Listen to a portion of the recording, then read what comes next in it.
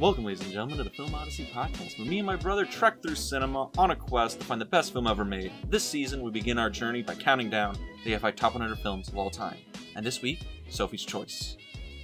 Randy. Sophie's choices. Choices. Multiple choices. She makes a lot of choices. A lot of choices in this movie. About One love, very loss, important one. You know. One really big one that comes up at the end of the movie. Yes, near the very end. Kind of Well, really there's a couple ties everything else big together. ones that, yeah, but one that's like the pinnacle of Sophie's choices throughout the movie. It's really at the top of the pyramid and everything else kind of rolls down Yes. in choices. But yeah. Influences all the rest of them. Lots of them. Yeah. Yeah. Gets kind of sad at the end. But the main plot synopsis, if you will. The main plot synopsis follows Stingo, because he's a southern rider coming up from wherever to Brooklyn. And while there, he makes friends and finds love amongst the energetic and really strange couple of Nathan, a research biologist, and Sophie, a Holocaust survivor. Research biologist in quotes. Heavy quotes. And on that note, it also shows Nathan losing his goddamn mind throughout the movie, and Stingo falling in love with Sophie, and creating this nice little love triangle going on there. Yep. But the love is really halted by Sophie's tremendous guilt by something that she had to choose in the war. Yes. Yeah, but that's basically the plot. But for anybody who is interested about the background of this movie, I'll just get into it super quick so we can just move on to the bulk of it. But this movie, it is based off a book by William Styron. The novel's of the same name, and it was picked up by director Alan Pakula, who produced To Kill a Mockingbird, another film on this list, and he also directed All the President's Men, so this is coming from high pedigree. While preparing this film, Meryl Streep got involved by finding a bootleg script, and she lobbied for the part so hard that Pakula had to cast her, and was really glad that he did, because based on her performance, this movie got $30 million at the box office against a $9 million budget, which today would be $85 million versus a $25 million budget, and it was also a hit amongst the critics. They did say the film had a couple of flaws, but they all praised Streep's performance unanimously. And that also led to the film being nominated for 25 awards, which it won 11 of them, including the film's only Oscar win, being Meryl Streep's second Best Actress Oscar of her career. And also out of the 11 wins that the film got, 8 of those wins were for Meryl Streep's performance, period. Which makes complete sense because of how amazing she is in this movie.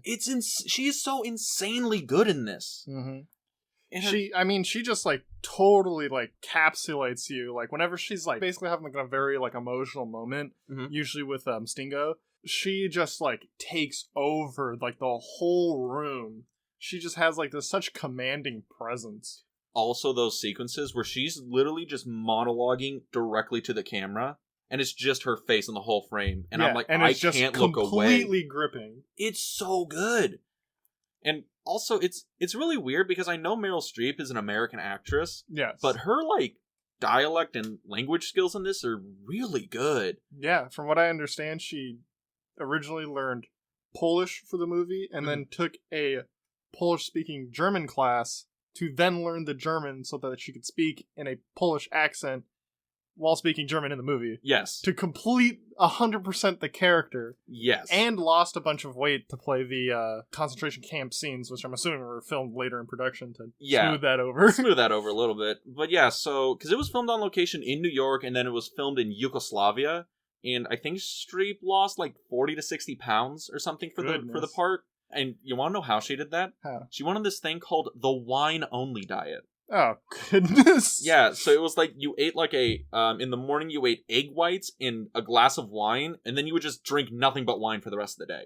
So you would go through like a bottle of wine every day, and that was her diet, with like some egg whites. Was she just toasted the whole time, or she what? said it was wonderful. What the fuck? I mean, she lost a shit ton of weight, and she said it was probably really bad for her health, but sounds awful. But she got to jam a lot of wine. It helps portray her, raging alcoholism in this movie.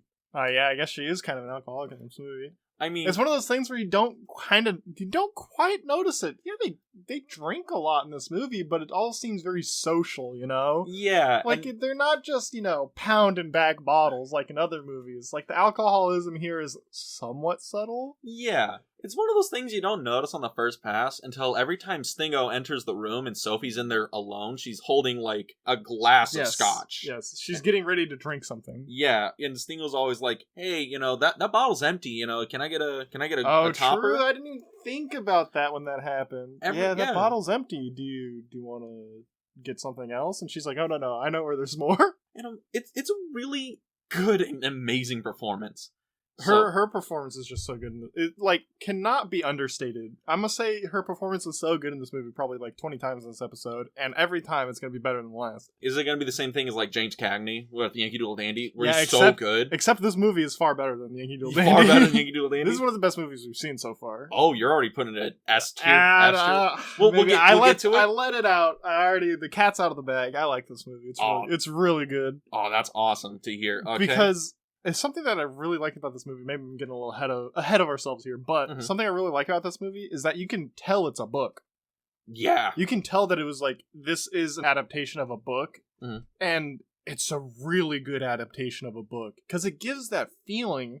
It feels like a Tennessee Williams, Southern epic kind of thing. Also with the fact Stingo's doing all that narration over it, and it just feels big. There isn't too much of it. No, it's kind of just here and there. It's mostly near the beginning, near the end, but it gives that feeling to the movie of it being a book, and also some of the stuff that the characters do, which are kind of these, especially Nathan does these big bombastic things, which they feel like something you would read in a book, and just all the different small little details here and there about how the characters move around and whatnot, and also the fact that they use very little locations. Yeah, it's the apartment, the college in Germany. Yes. Poland and Germany. Poland, Germany, and then a park here or there. There's a park. But it's not they travel a whole bunch. No. But it gives that kind of feeling of a book of it's just a book about Stingo's life, which is very sedentary. Because he basically just sits in a room and writes all day, he doesn't work. Yeah. And it's just all of his interactions with Sophie and with Nathan, just kind of playing out, and he only really interacts with them when they either take him somewhere or at the house. Yeah. And they're a really interesting couple, Nathan and Sophie, because the first time we get introduced to them, it's right after they're done banging so hard it's swinging the chandelier, and then them coming down the stairs yelling at each other. Well, Nathan's yelling at Sophie. He's throwing some anger out at her, and Sophie's just crying and all that stuff, and then Nathan's a total shithead, and then next time we see him, Nathan's just this happy-go-lucky manic pixie of a human being. Yes. He's just kind of this fun-loving, kind of eccentric guy who just wants to go out and have fun and live life, and just, it's one of those things where it doesn't settle in until later in the movie when it kind of gets explained to the audience, hey, if you didn't pick up on it yet, it's because he's fucking crazy. He's legitimately crazy. Yeah. Spoiler alert, he's a paranoid schizophrenic. As he self-medicates with cocaine. Not a good medicator. Nope. And that's the thing, as you're watching it, at first you're just he's just this weird, eccentric goofball who's has these wild mood swings, but it's a thing where it's he portrays himself as this genius, well-read. It's one of those things where it's you don't know at the beginning of the movie whether or not his paranoia of Sophie is justified. Right? Because it could be at the beginning of the movie that she is having an affair. Yeah. You don't know. It's unlikely. Right. Because Sophie seems like such a nice, quaint lady. But it's one of those things where it's well, I can't rule it out, But then it's later on, it's no, she's just not that kind of person. Yeah, she waits up all night for him, and I thought he was a closet drunk or something. We were seeing him when he was on a binge. Yeah. Or maybe he was a that's heroin what I addict. thought. Where he would come home super late at night, 3 a.m. or whatever, and he would sweating bullets too, sweating just drenched, sweating bullets, and it's he looked like the typical guy that got out, drank 5 bottles of whiskey, and then came home to beat his wife. Yeah, or his girlfriend. Right, and that's one of those things. Watching Kevin Kline play that role of Nathan, and I'm it's kind of subtle, the craziness, because at first it plays a lot of different ways. It's okay, he's a little bit eccentric. Okay, he might just be a drunk. Or, okay, he might be a fucking drug addict or something. but there's something wrong with him. And then because it's like he always would have like these outbursts at Sophie and then just come back the next day like nothing happened. Yeah. And it's the other thing where he legitimately seems to care about her. Yeah. He fawns over her, like grovels at her feet. He loves her, and then he's just a fucking monster the next moment. Okay, maybe he's like bipolar? Yeah. Or something, but then you find out paranoid schizophrenic, and you're like, okay, he's just completely disconnected with reality. Yes. And then we find out like what he actually does for a living. He's like a bookkeeper at a college and not a research biologist. Yeah. He lies to everybody that he's a research biologist because he sometimes, helps biologists with their research at the college. That, and he's also, his brother explains that at one point Nathan was like a fucking child savant. Like he was like destined for all these bigger things. He's this genius kind of kid. He also looks like Errol fucking Flynn. Yes. This guy, if he wasn't crazy, would probably be like a fucking movie star or like the head researcher of something. Or actually a research biologist. Yeah, but he's just crazy guy. Mm-hmm. At this point, let's just talk about the characters, because we went a little deep dive on Nathan, right? Well, we might as well get... I mean, that's what the whole story's about, is these three characters. I mean, we could get into, like, some other stuff, but it's mainly just about these characters. About Stingo, Nathan, and Sophie. We went a little deep on Nathan and his character. Where do you want to go next, Stingo or Sophie? Where do you want to say for last? Let's go with Stingo, because he's kind of the easiest character to understand, right? Yeah. He is the implementation of the audience member. Yeah. Because he basically is an audience member to Nathan and Sophie's relationship most of the time. Which is kind of awkward, because they're kind of very affectionate all the time. It was so weird when you would see Nathan just hard macking on Sophie, and Stingo's just sitting... Stingo just kind of has to sit there and be like... Yeah, haha, yeah. Can I, I'll just go. And Nathan keeps stopping him to be like, oh no, my friend, I thank you for watching Sophie. And then he just goes back to kissing her. Mm-hmm. It's like a thing where Nathan, in between talking to Stingo, he just goes and hits second base with Sophie and then just comes back to finish the conversation while Stingo's in the room. And it's so awkward and weird. And you just kind of feel for Stingo because he's obviously kind of uncomfortable with the whole idea. Yeah, and you can tell he's crushing on Sophie kind of hard about halfway through the movie. Meryl Streep looking pretty good. He's looking pretty good in this movie. It's also another thing where Stingo is really... I'm almost like naive kind of character. Yeah, I mean, he's a writer, moves up to Brooklyn with a couple $100 in his pocket. He's obviously kind of this starry-eyed. He's in this idealist writer mode, and right? he's like 21 or something when he gets there. 22, 21, something like that. I think when the movie ends, he's like 22. Yeah. So however long he was up there. However long he was there. And he's just like this starry-eyed kid. I'm gonna move to New York, this place where dreams are made.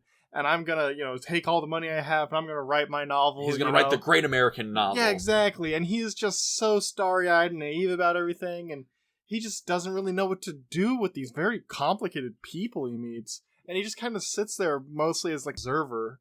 It's one of those things where it's somebody who wanted to write about human drama being confronted by the real shit human drama and just being so out of their depth. Yes. That's a thing that happens a lot with these... I guess in these narratives about, the writer who wanted to write all these great things and being confronted by the reality that they have never experienced. Well, real drama. Well, the thing, though, is that his mother did die when he was 12. Exactly, and that's the book he's writing. Yes. So it's a thing, he's writing from his own experiences about, grief. And it's another thing I really wish we saw anything Stingo wrote. Yeah, the only thing we really know about Stingo's writing is that Nathan really enjoyed it. But Nathan's also a crazy person. Nathan's also crazy as fuck. And then later on, when he's usually having his, schizophrenic bouts, he would totally shit on Stingo's writing. And Stingo hasn't finished writing by the end of the movie. He's gonna go back to the South onto his father's farm and, finish his book. So he hasn't finished it to publish it. We don't know how far along he is. We don't know really much anything about his book other than the subject matter, and that he's still working on it. And Stingo's naiveness does come off, too, in one of the opening sequences where he's bringing in, 3 stacks of Spam cans into his room. I saw that, and I'm like, ladies and gentlemen, Bachelor Chow advertisement right there. Well, the thing is, though, is that it seems like something kind of like somebody who really didn't have to feed themselves before. His mother probably cooked for him before this, where he's just like, what's something cheap I can eat? And then he got a shitload of it. I mean, Which is I'm just guilty not- of that too, alright? Well, I mean, you just do it all the time because you're fucking crazy, just like fucking Nathan here. But Nah. but the thing is that Stingo just doesn't kind of like realize what he's doing. He's just kind of like, oh yeah, that'll work out. You know, That'll I'll just do, get that'll 3 freaking cases of Spam. You know, and he spills them all over the floor when he gets inside. It's a great scene to like kind of introduce him to like the audience, like the kind of person he is. He's kind of, you know, he doesn't really know what he's doing. He's just kind of doing it. Looking at him, you can tell this is somebody who really hasn't experienced big city life, New York life, or just like living on his own. Yeah. He feels like a guy who grew up in this really, really small town. Well, he and does is talk showing about the up town. He does talk about the town he's like moving back to near the end of the movie, where it's like this close-knit Christian community, right? Yeah. Where it does kind of show that he was probably like coddled in his old community. It's also a thing where you kind of feel for Stingo throughout the movie, because he really is the audience surrogate, and you feel so bad for him at the end. Yeah. So bad. It's really weird because it's the movie's whole crux is Sophie and how she affects like these two men, and it's a thing where I feel like the movie is building up to Sophie's choice being about who is she gonna pick in this love triangle going on. And then we kind of get to the end and we're like, oh, that's not Sophie's choice. That's not Sophie's that's choice. not the choice. Although she does make that choice, but that's not the choice. Yeah. It influenced her choice. Yeah. Is that about the time we have to talk about Sophie? I don't know. Do we have anything left to talk about Stingo? I mean, how'd you get the nickname Stingo? That's his name. It's a nickname. What's his actual name? It's never mentioned in the movie. Well, that's then his name. What was Stingo? What was your birth name? What's Stingo. your Christian name? Stingo. Uh, So I guess let's move on to Sophie. So, why did she choose Nathan at the end? I don't think she wanted to live anymore. She wanted to die and was only going along because Nathan, I don't know, maybe she was kind of into him being this weird, crazy, flamboyant, anything can go anytime kind of person. And when she was confronted with the possibility of living a long, kind of happy life with Stingo, she was like, I don't want that. I want to die. I think throughout the movie, I feel like she is one of these people who's just waiting for the opportunity to end it. And she's just I have a doesn't slightly want to do it different take. herself. And then we can kind of discuss the differences between our takes. My Please. take is that she didn't want to abandon Nathan like she abandoned her kid. Hmm. Because, like, Nathan is, like, this only thing she's loved since the war, right? Yeah. And, I mean, you could say that maybe she had, like, some feelings for Stingo, Mhm. but definitely not as much as she had for Nathan. Yeah. And, in my opinion, she felt like that leaving Nathan would be, like, abandoning the last thing she's loved, right? Yeah. The only thing she's loved since her kids. And that, like, she would just abandon him like she abandoned her daughter in Auschwitz, I guess. It was right? it was Auschwitz. Abandoned her daughter outside of Auschwitz. And it's just kind of like something she can't live with. I don't Like, she could barely live with the thought that she had abandoned her own child. Mm. But to compound that with abandoning Nathan, who, I mean, almost has like the mind of a child. Yeah. Right? That she kind of like would feel responsible if anything happened to Nathan, you know? I mean, I think that compounds into or adds on to the fact that she's a woman who's probably severely traumatized by the war and super depressed. And she already showed, like, she wanted to kill herself. She has the scars on her wrist. Yes.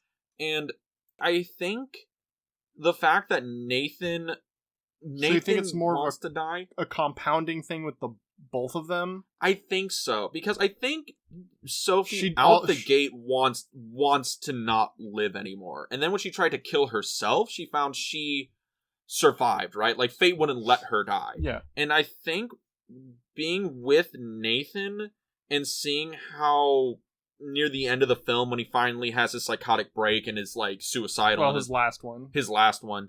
I feel that gave her the opportunity to put her life into somebody else's hands who will do what she wants. Because Stingo wants her to live and be happy, be a mother, be a wife, be all these things that she was before, and she's like, I can't do that anymore. I have passed that point. I don't want to live with myself after what I have done.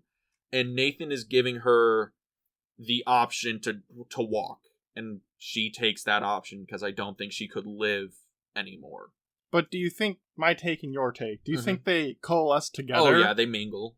Absolutely. It's a thing where, because it's like she's making two choices over two people. But the thing is that she's not guaranteed to die when she comes back.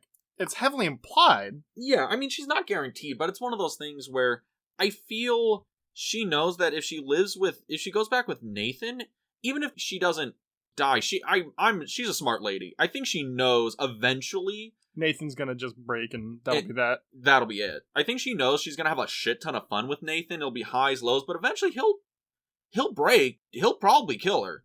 Either it's in a psychotic break and he just shoots her, takes some pills, or beats her to death. But I think she knows she's probably gonna die in that relationship. It's really toxic, even though Nathan is seen to be very loving, but it's not a good relationship. Do you think it's one of those things where, because of her past, she didn't think very highly of herself, and so she thought, this is what I deserve? Because that's a rough take. I think it is a rough take, but I think that's where I'm rounding out. Fuck, I really don't want to be that rough. Because I feel for Sophie so much. Well, yeah, I mean, the whole movie's about her and about how awful her life has been up to this point. And how you want her to... You just want her to be happy, You want her to go down onto the farm with Stingo and live a beautiful life, but she just... like a shit ton of babies and just be happy on a farm. But she just can't. She already lived that life, and it ended horribly. Is this where we talk about that scene at the end where she has to make the choice? Because that fucking, snapped my soul in half. It's one of those things where, did she have a choice? I feel the guard there was mostly just fucking with her. I don't think she actually had a choice. I think she did have a choice, but Well, she did end up choosing, right? Yeah, but that... Oh my god. It's one of those things where you hear about that all the time. Like, if you had to choose one of your kids, who would you choose? Most people are just like, well, I can't choose. I would just choose myself. I'd let my kids live. I'm like... Bruh, but the thing is that, it literally presented to her in this movie. Well, not literally, it's a movie. But it's presented to her in this movie to where the fact that you can't just kind of, blow off the question. It's a real fucking question. This guy, Nazi, is asking you, choose your child. Here's another thing with her choice, right? Is that if she doesn't choose, that's still a choice. Yeah, that's the thing I've always come down to in those instances. Well, if you don't choose, then... You've chosen to not choose. You've chosen to be passive and let fate decide, and fate in this situation is a Nazi who's going to take both your kids. Yes. And I'm like, oh my... And when he says, all right, take both of them, and she just blurts it out. Throws her daughter in. Was that something of logic, emotion? Did she decide? Was it just kind of a reaction? Well, if she reacted, then what made her react that way? It's one of those things where it's just so... amazingly difficult to try and pick apart that decision. It doesn't... There's no logic. Yeah, it doesn't conform to logic. Purely emotional, instinctual. Which the way they set that up really helps set up the fact that it's not a logical choice. Because they set it up with the whole idea of, you're a devout Christian, you believe in Christ the Redeemer, right? They set it up in that kind of faith. The realm beyond logic that this choice is about to be made in. It's also so fucked. It's fucked. It's so fucked. Another thing about that moment that gets me is, you notice when they're taking the daughter away and she's crying and we cut back to Sophie and she's just a mouth open and it looks like she's screaming but we don't hear anything. Meryl Streep, she thought she was screaming in that scene, but she was so overwrought with emotion she didn't realize no sound was coming out of her. Meryl Streep is... fucking slam dunked this role so unbelievably hard. Right? And I know I went off in I'm sorry, I had to get out of that mental mind space of the question of the scene going on. I'm like, I have to go back to the artifice. We're a little choking up over here. We gotta go back to the artifice. We gotta go back to the fact that this is a fucking movie. Right? Oh my god. Because the scene is structured so well. Also, I love how every time we flash back to her time in the concentration camp, the color's a little bit different. It's more like sepia. There's still color there, but there's that tinge of old film grain going on there. Yeah, the colors are so washed out. It's so washed out. It really looks like a memory. Mm-hmm. They shoot it extremely well. Very well. Insanely well. The other thing is, do you think Sophie is a reliable narrator when she's telling Stingo about what happened to her? Because she's been caught lying before.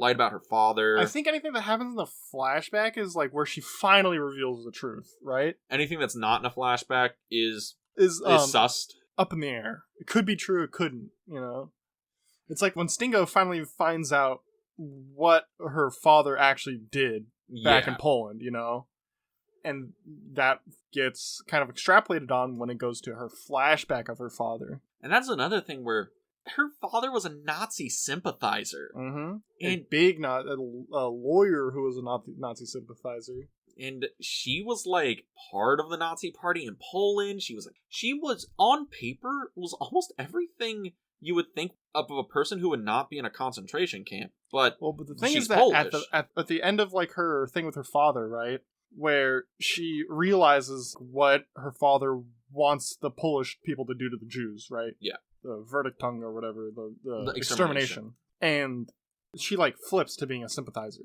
Yeah. Of the Jewish plight, right? Before that, she was just living her life. She didn't really care. And then she finds out what her father plans, and then she flips to being a Jewish sympathizer. That like kind of hits her all at once, being like, "Oh God, what are we doing? What is going on here? What is happening here in Poland?" And then from there, she escapes to live with these people that are working for the Polish resistance, and then she kind of gets arrested for being close to them. Not necessarily for anything she was done, but just the fact that she was near these... She was in proximity. In proximity of these Polish resistance people, and she gets sent to the camps. It's so fucked. At its heart, although we went into this, what's it called? We went into this movie with the idea that it was like a quote-unquote Holocaust movie, because there's... Unfortunately, I don't know how you want to phrase it, but there's a lot of Holocaust movies about one of the most tragic moments of human history. Yeah. Or recent human history.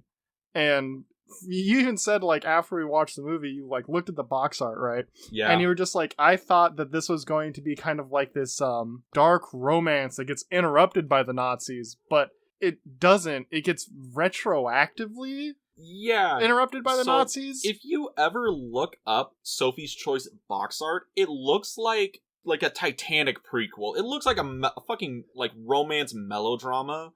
It looks like a movie with, like, Antonio Banderas in it, Exactly. Like, that's what he looks like on the front cover. Right? And that's the thing. Like, I'm looking at it, and it's like, okay, I knew it was a movie about the Holocaust. I had a vague idea of what Sophie's Choice was. I was like, okay, she has to choose her kids or something, but I didn't know the context. I was like, oh, she chooses one to take with her to America or something like that.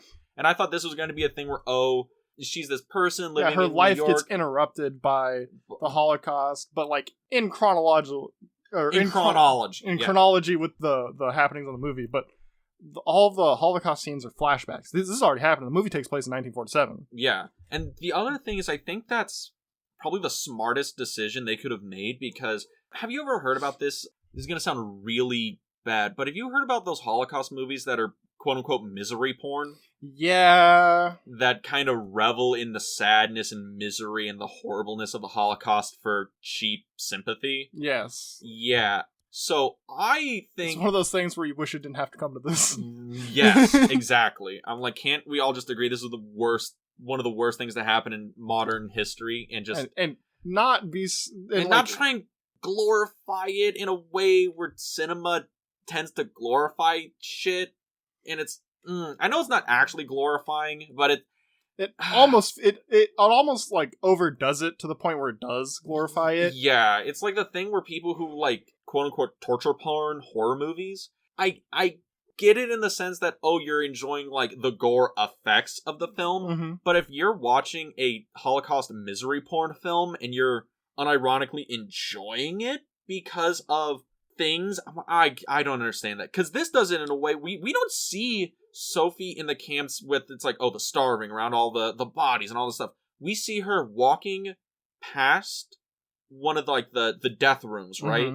We see her go into...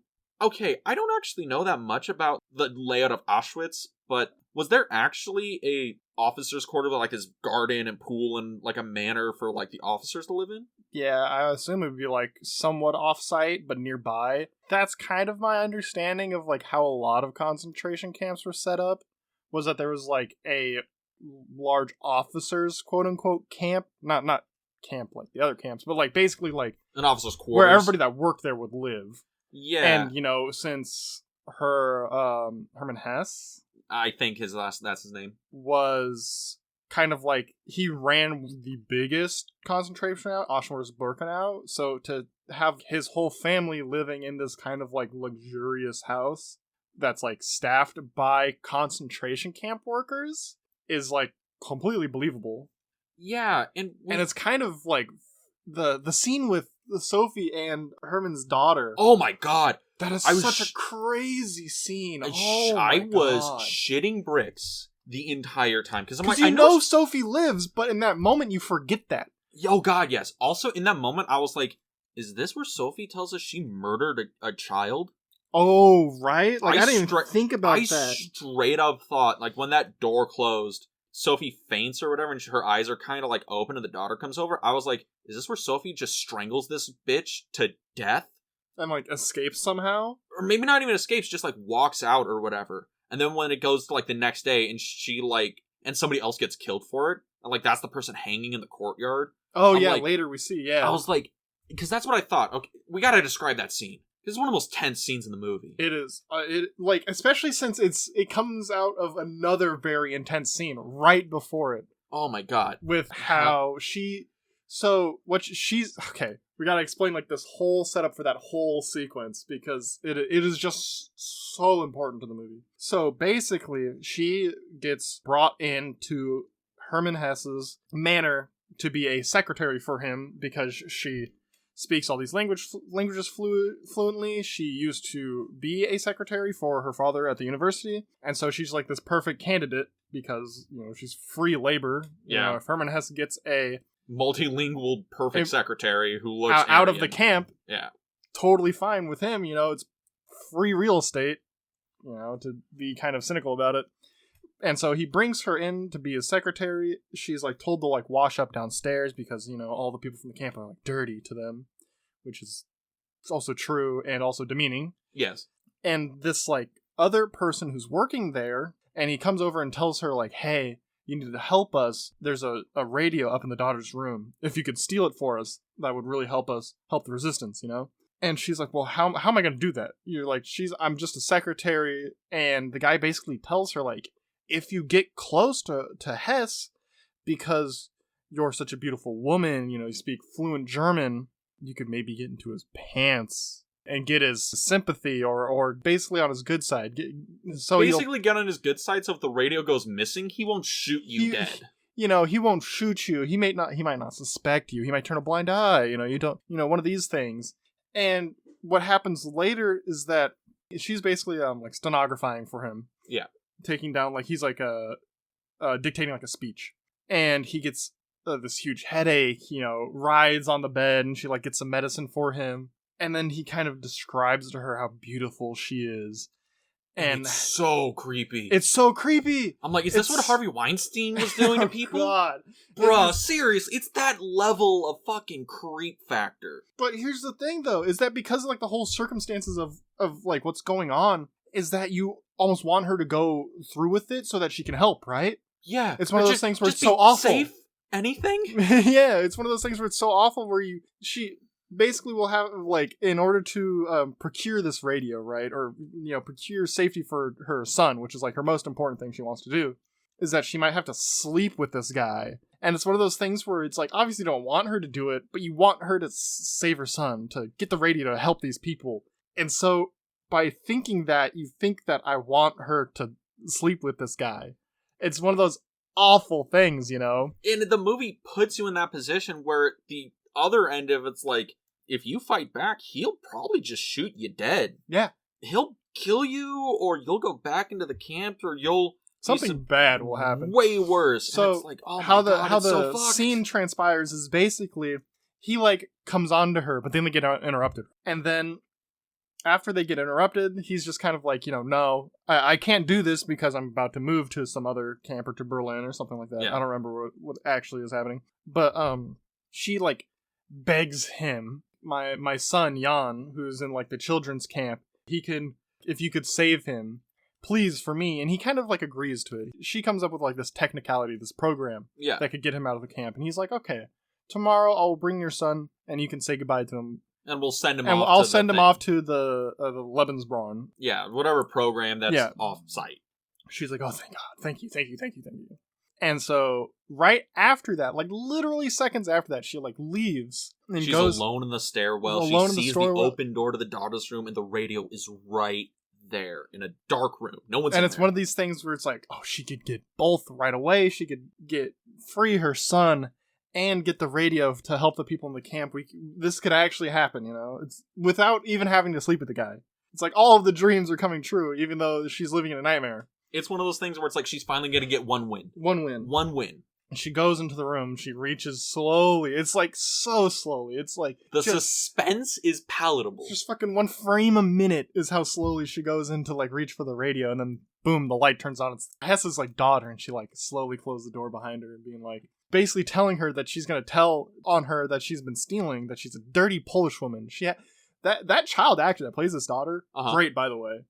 It's so rare you get good child actors, and she's not doing a whole lot. She's basically just telling him, like, I'm gonna tell my dad on you. But she's, like, being so very cold and calculating about everything she does. So unfeeling. Yeah. Kind of, like, giving off this vibe of, like, this is how these, like, Nazi officers would, like, raise their kid, right? They're so desensitized by the shit. She's basically, like, the daughter goes from one point basically telling Sophie, like, hey, I'm gonna tell my dad and you're gonna die.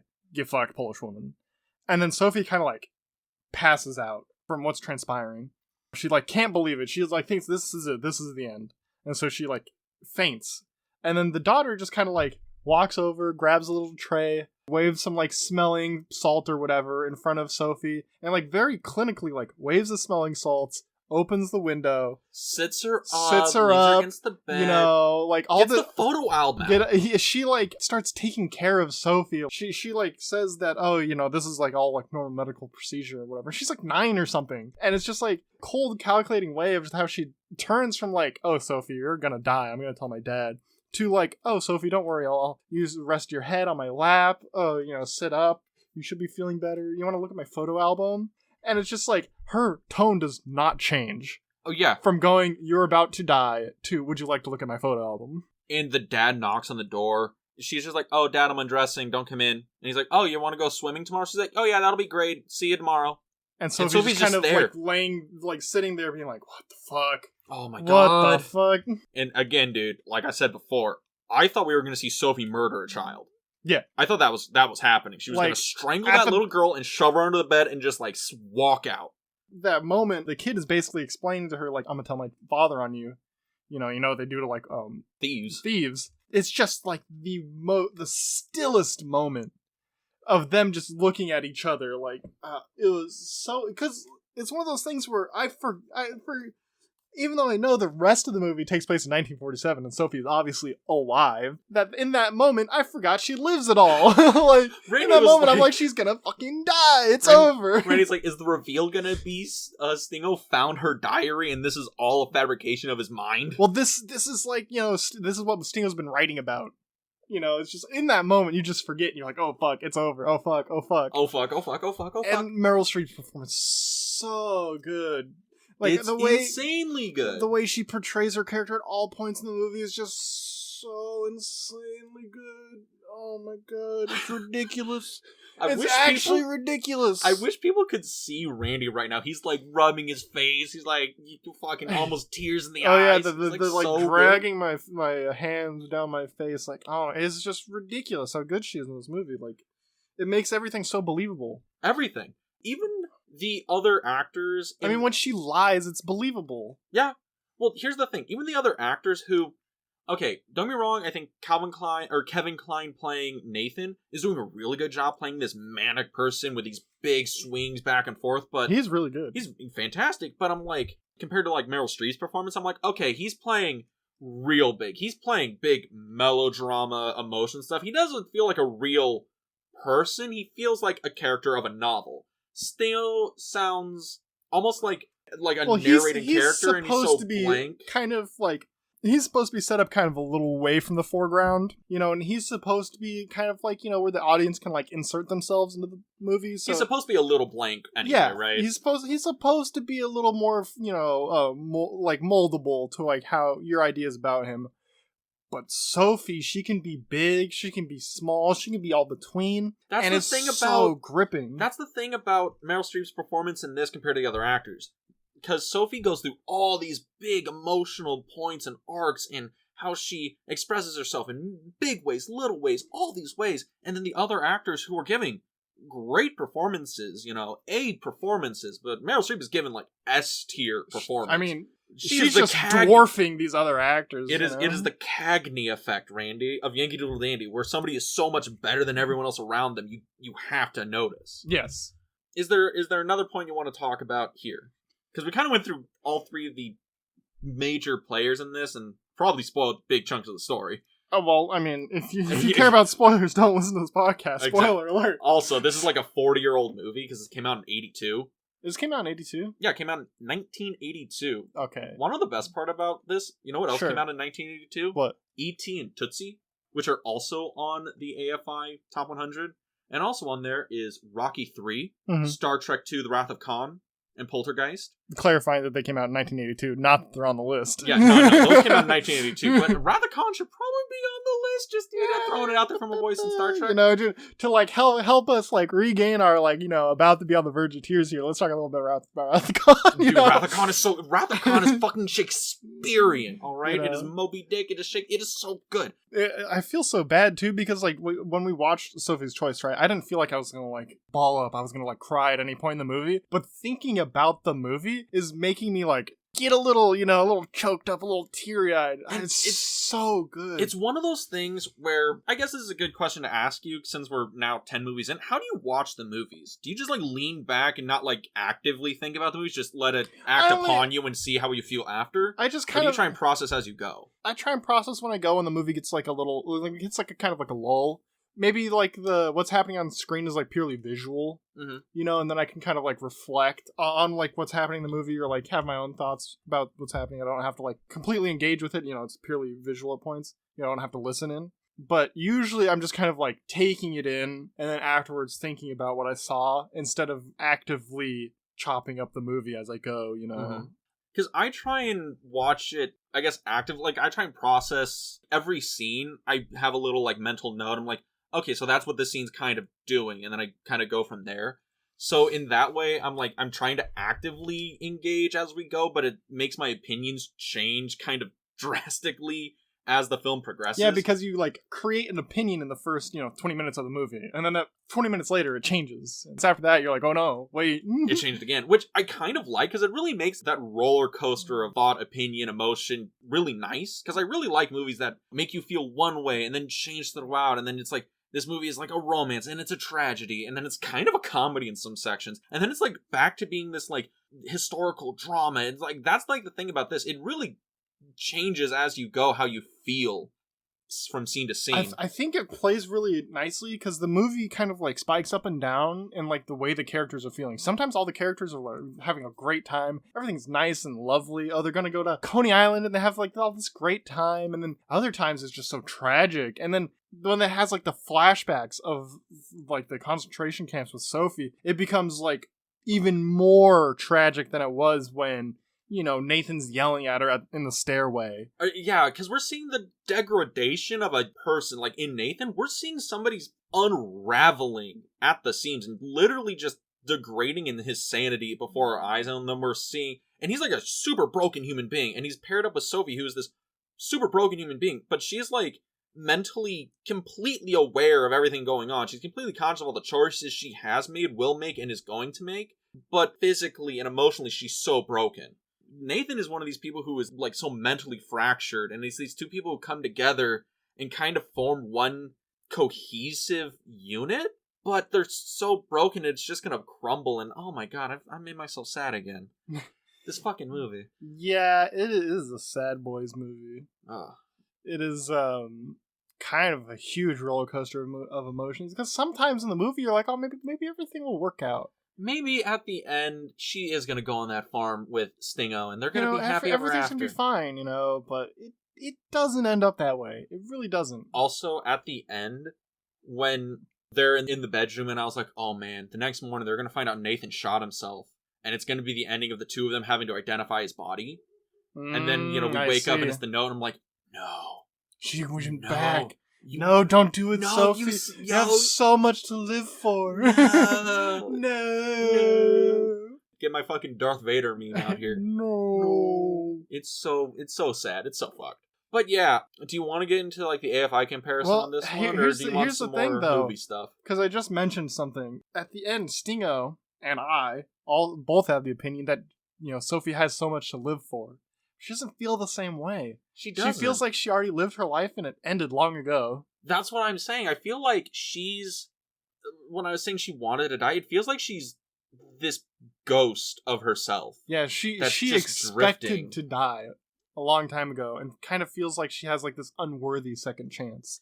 It's like survivor's guilt. Mm-hmm. Where she's like, I survived Auschwitz and then I got out and I tried to kill myself and I survived that.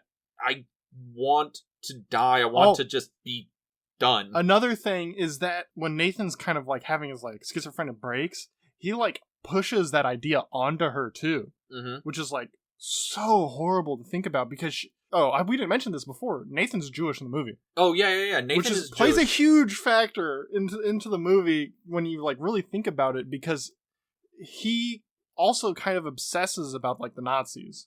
Yeah, he's asking. He has like his that 6 million Jews died, but Sophie, this Polish Catholic woman, lived. Yeah, and he has like this study with like all these like Nazi pictures and Nazi books like in it. He obsesses about how the Nazis did this to. I'm assuming he kind of feels like his people, right? Yeah. Even though he's an American Jewish person, he still feels like the Nazis did something to his people, Yeah. And he wants to figure it out, how did it happen, why? And when Sophie shows up and she's a survivor. And she's a Polish Catholic woman. Who also looks super Aryan. Yes. As everyone describes in the movie. And he kind of has this, like, break where he blames her for what happened to the Jewish people. He's like, you of all people survived while millions of Jews perished. And it's kind of like this very fucked up thing to where we have a Holocaust movie in which you could say the main antagonist is this Jewish man in Nathan, to where he's the antagonist of Stingo and of Sophie, basically. He's Sophie's downfall, because you could say that like Sophie's choice was her downfall, but like she could have lived if without Nathan, but Nathan brought her back from the brink when she was like anemic in the United States. But it's so complex, this whole that problem. Relationship is so complex because it's like, do they really love each other, or they just can't live without each other? Because I wonder if those are like the same thing with these two. Because I don't think Nathan can live without Sophie as he's built up in his mind, and I don't think Sophie can live without Nathan because Nathan's her only tether to any kind of enjoyment in life. I'm also on the assumption that Sophie's probably self-medicating pretty hard with Nathan. With the alcohol. Yeah, and also when Stingo mentions that, Nathan, he's doing a lot of coke, he's, self-medicating with, like, all these drugs, maybe Sophie's joining him?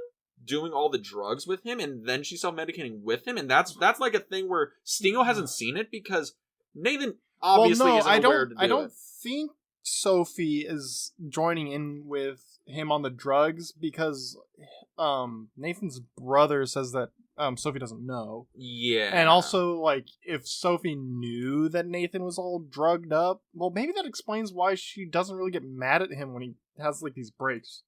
She knows it's the drugs. I think she knows that Nathan's full of shit, but she wants to live in the fantasy. The only thing she has left. I think that's it. She wants to live in the fantasy and not the reality. And because Nathan is this big, bombastic, kind of larger than life character, larger than life guy. When he's good, right? When he's not having a break, he wants to do all these extravagant things. He wants to go to Coney Island. He wants to dress up. He wants to. He dressed up as Rhett Butler from Gone with the Wind and courts Sophie around the room playing classical music. He's doing these big, grand, sweeping, like romantic gestures, buying her these gifts, like taking her out, going to the park, picnics, fawning over her. When he's not a crazy schmuck, he's a really just kind of nice guy to be around.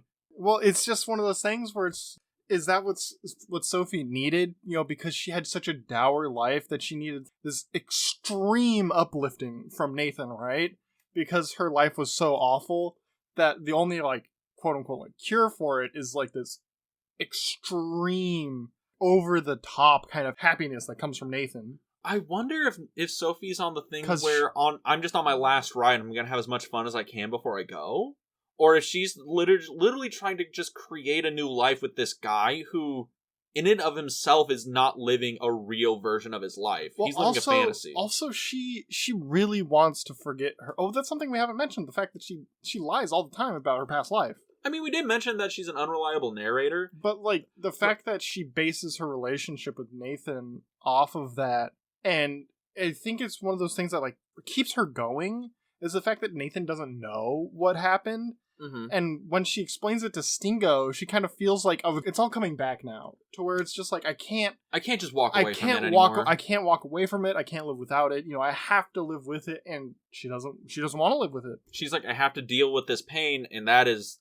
too much. That it's... Man, I really thought I was going to not like this movie. Unironically, I was like, man, this is going to be some long-ass, like, romance melodrama. It's going to be like Titanic, but with some Holocaust, World War II period stuff in here. And I'm just going to, like, whatever. And now at the end, I'm like, God damn. It's so good. It's so good. And it's so fucked.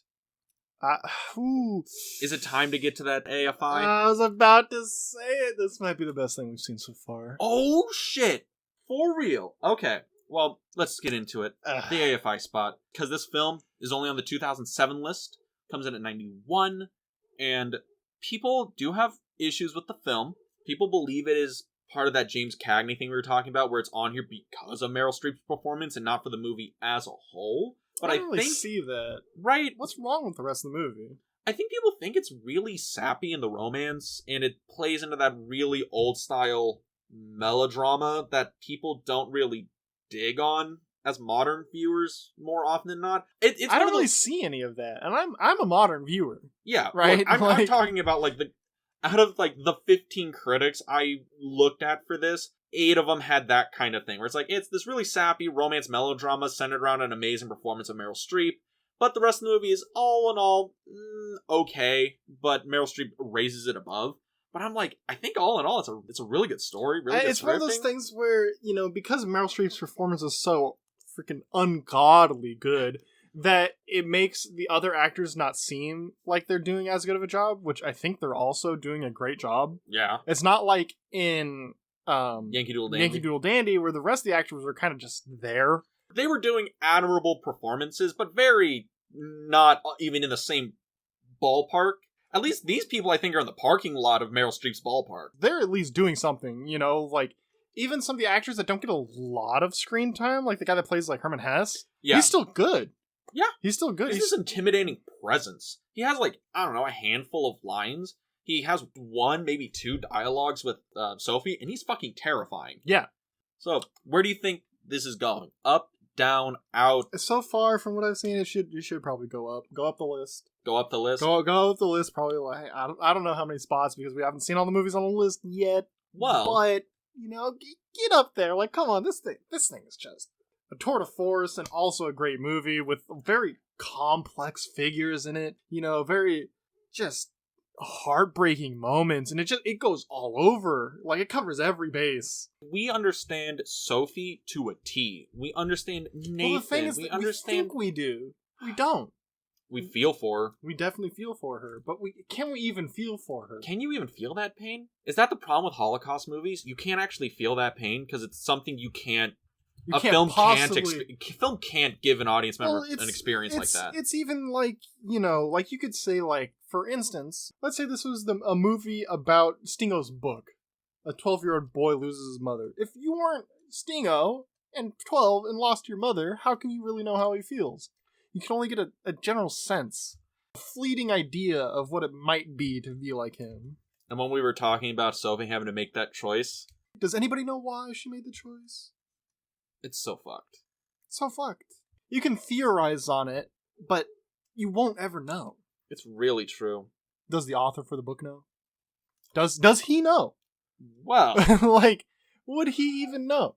I mean, give me 1 second, I can bring up the author of the same name. I was really hoping it would say based on a true story. God damn it. Oh shit, it actually is based loosely on a true story. It was also written in 1979, and it seems to be that it was written after he met a refugee from Poland. He visited Auschwitz to research the novel. I kind of want to read the book, right? It sounds like it's a really good book. Right. And, how the movie's portrayed, which I don't think we really got too deep into that, but how it's portrayed to where you feel like it came from a novel, where it does... Maybe that was something like the critics had for the movie, to where it didn't feel movie enough for them. It's weird because it's a very cinematic film. It has a lot of cinematic qualities. Can I put this out here, though? Shoot. This is the only movie I felt there was a book adaptation from, right? Is this the only... I don't know of any other... Ben-Hur's a book adaptation. I know, but this is the only movie where I knew, watching the movie, I knew it was adapted from a book. I could feel that from just watching the movie. Honestly, I think you're right about that, because even the dialogue feels like it's ripped from the pages of a novel. Yeah, I think what really gets it across is how Stingo does the narration. It feels like words from a novel. I mean, it opens with, "Call me Stingo. Call me Ishmael." For fuck's sake, dude. But if you're gonna write the great American novel, you open it with, "Call me Ishmael, call me Stingo." You definitely feel like this is... also some of the flowery language some of the characters use, like Nathan when he's giving that toast on the bridge. Oh, yeah. That's very... something a character in a novel would do, but not a person in a film would do. I mean, I don't think it takes away from the film. I think it adds to it. It just makes it feel so different. It makes it feel like somebody's retelling you a story of something that happened to them. Like Sophie is retelling Stingo, the story of her time in the camps. And I think Stingo's retelling the audience of his time in Brooklyn. I feel that's the whole point of the movie. Oh, the whole point here is it's the story of retelling somebody else's story. And it's being filtered through. First it's filtered Stingo to the audience. Then it's Sophie's hazy memory to Stingo. And then even from that, it's Sophie's real experiences through Sophie's memory, and then out from there. And it's a thing where if you go through that kind of trauma, your brain will probably try its best to push some shit away. Well, that's why she lived in a lie. What her father had done back in Poland, and her life before. That's why she lived in a lie, so that she could forget her own memories. But then when Stingo keeps trying to bring it back up to her because he wants to know the truth, it's one of those things where Sophie doesn't want to tell him, and Stingo just wants to know the truth, but is knowing the truth worth it? They say the truth sets you free, but sometimes the truth is something you really just want to forget. Well, I think that'll bring us to an end on this depressing as fuck episode. Holy fuck, it's so depressing. It's so depressing. Well, can I say something kind of off the cuff here? But when you said truth sets you free, all I could think of was Arbeit macht frei. Arbeit macht frei. It's what's above the gate at Auschwitz. Work will set you free. Is that what actually it said? Yeah. Oh, that's so fucked. But you said, what is it? The truth will set you free? Yeah. And it's oh, I didn't even know. Yeah, I was oh fuck, that's so fucked. Oh my god. She didn't want to live in the real world, She didn't want to be free. She wanted to be closed in her mind of not living in the true world. She wanted to live this wonderful life with Nathan, She wanted to live in his fantasy. She wanted to live in his fantasy, and Nathan's fantasy of the world of him being a research biologist for Pfizer, where they discover the cure for polio and everything's great. And he's this learned man. He's into art. He's into opera. He plays the piano. He's an amazing lover. And she just wants to live another life, to be free. But she lives in this real world that Stingo lives in, to where these things actually happen, to where Nathan isn't an amazing, immaculate man. He is a broken man. He doesn't work at Pfizer. He doesn't discover the polio vaccine. He is a broken man, just like Sophie. I really hope the thunder in the background got on that, because it's starting to rain outside. It's been raining and thundering this whole time we've been recording, but oh god, it's such a beautiful story. Is this one easily at this point I was is this actually better than Ben-Hur? And I was maybe it is. And now I'm thinking it is easily better than Ben-Hur. This movie is insanely good. Is this one of those movies that you might actually have to give a rewatch just to fully absorb it again? I don't want to rewatch this movie. You probably give it some time to pass, right? To process. After going on that whole spiel of what the movie's really about, what Sophie's choice is really about, It's just I'm on the verge of tears here. I'm gonna fucking cry. Well, it's ridiculous. If you want to give yourself a good cry, you should watch this movie, because goddamn, it is So good. Stellar. Do you think this movie should move up on the list? Because we did a whole tangent after we mentioned it. It's one of those things where it's like it's hard to mention that stuff, because I think this is the best part about the podcast, is when I can tell if a movie really affects you, because you just have to keep going. Every time we bring up a thing and a tangent comes up, you just got to keep going. And I really dig it, because this movie is a lot better than I thought it would be. I think this probably is actually better than the other movies we've seen so far.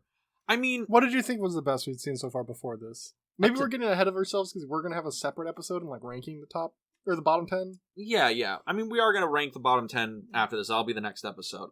So I guess everybody look out for that, because a lot of film in thought and critique and everything changes over time, reevaluation. And I mean, we watched 10 movies over the course of 10 weeks, and Sophie's Choice is the freshest one that has the most emotional bite right now, but maybe giving it a week to really like ruminate on and think about it, because this is an emotional bite is really high up there. But the visual grandeur of Ben-Hur, or the strange intertwining, diverging plot narrative of Pulp Fiction, or like the social commentary of Do the Right Thing, all these things and all these movies you watched or up to this point, the above social commentary, the like theological, like, you know, what does life really mean, from like Blade Runner, or even like Yankee Doodle Dandy. We can probably spoil it's probably going to be number 10 on the 10 list, but it's like, it's also one of those things where it was a tour de force of James Cagney. It is like, this is a film centered around an actor doing the best an actor of this period could do. Like, it is maximum James Cagney. Like, to be extremely honest, the best singular performance we had so far was probably James Cagney, then Meryl Streep. No, James Cagney, then Joe Pesci, until we got to this movie, and then it is easily Meryl Streep over James Cagney over Joe Pesci. Oh, that is probably true. I mean, it's one of those things where I give so much credit to James Cagney and Yankee Doodle Dandy, because he carries that movie so hard. So hard. And he's so good. It's one of those things where it's like, you know, when you say like, oh, it carries the rest of the movie, it seems like the rest of the movie sucks, but the rest of the movie doesn't like suck. It's just James Cagney is coming for us. Good.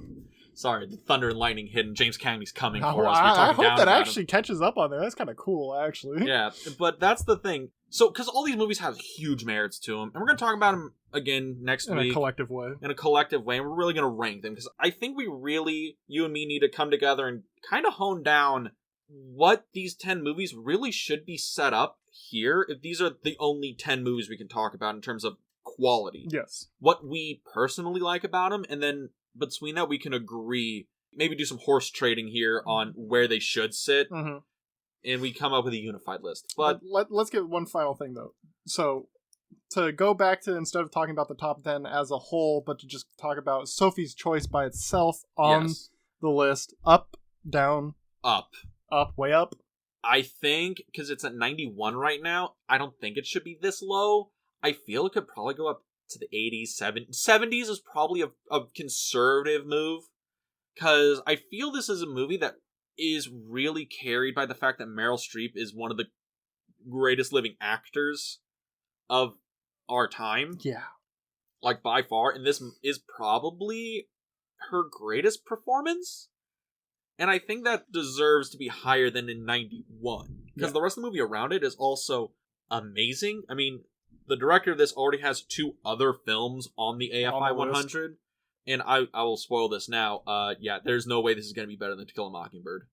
Really? I'm going to tell you this right now, Randy. I've seen To Kill a Mockingbird twice. It hurts every time. You were... What about All the President's Men? Haven't seen it? I haven't seen it, but it has Robert Redford and Dustin Hoffman. It can't be bad. And it's also about Nixon. Your boy. Your boy? He's not my boy. I mean, he came from Whittier. It's right up the street. But he also ended the gold standard. We won't get into politics. Not a politics podcast. But yeah, and I think the pedigree around the movie is super high, and I think Meryl Streep's performance is so good.